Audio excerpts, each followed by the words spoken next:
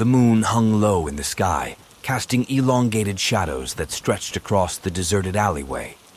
It was a night ripe with tension, a whisper of danger that seemed to linger in the air. I had chosen my next victim meticulously, a man named Mark, whose life held a connection to someone I had long desired to hurt.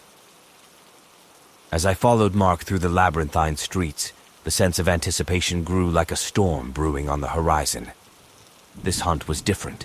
It held a purpose beyond the mere thrill of the kill. The blade pressed against my thigh, a constant reminder of the power I held in my grasp.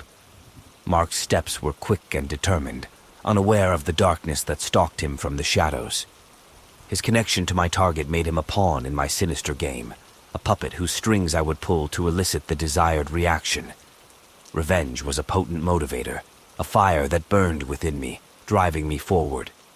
He turned into an alley, his footsteps echoing off the brick walls. I approached him from behind, my steps measured and deliberate. The shadows seemed to shift and dance around us, as if the very fabric of the night was aware of the malevolence that was about to unfold.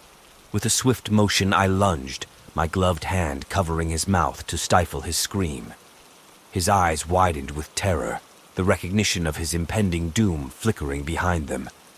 It was a familiar dance, a choreography of fear and power that had become second nature to me.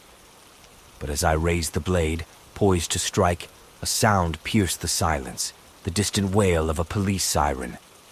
Panic surged through me, a feeling I had never truly known before. The thrill of the hunt had always been accompanied by a sense of control, a certainty that I was the one in power. I hesitated for a fraction of a second, my grip on the blade faltering. Mark seized the opportunity, his body tensing beneath my hold. His struggle was desperate, a primal instinct to survive that mirrored my own. The blade clattered to the ground, its metallic clang a jarring reminder of my vulnerability. In that moment, I was no longer the predator. I was the prey. The world around me seemed to blur as I grappled with Mark, his strength surprising me. The siren grew louder, its wail an impending doom that echoed in my ears. My heart raced, my mind a whirlwind of panic and adrenaline. It was a reality I had never confronted, the possibility of being caught, of facing the consequences of my actions. The shadows that had once been my sanctuary now seemed to betray me, casting me into a harsh light that I could not escape. With a final burst of strength, Mark broke free from my grasp and fled, disappearing into the night. The police siren grew closer, its ominous wail filling the alleyway. I stood there, my chest heaving, a mixture of relief and anger swirling within me. I had come dangerously close to being caught, to having my carefully constructed world unravel before me. The power that had defined me, that had fueled my twisted desires, had faltered in the face of reality. It was a humbling experience, a taste of the vulnerability I had inflicted upon my victims. As the police car screeched to a halt at the entrance of the alley, I knew I had to retreat. My reign of terror was not over, but the close call had left its mark. The darkness that had consumed me now seemed more fragile, more precarious. As I slipped away from the alley, the weight of what had transpired settled upon me.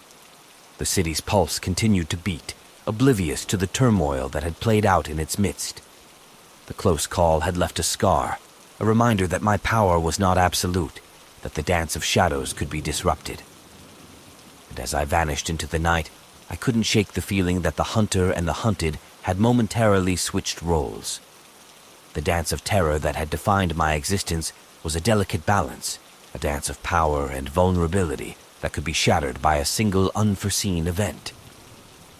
The chase had reminded me that even in the depths of darkness, there were forces beyond my control, forces that could threaten to expose the very shadows I had hidden within.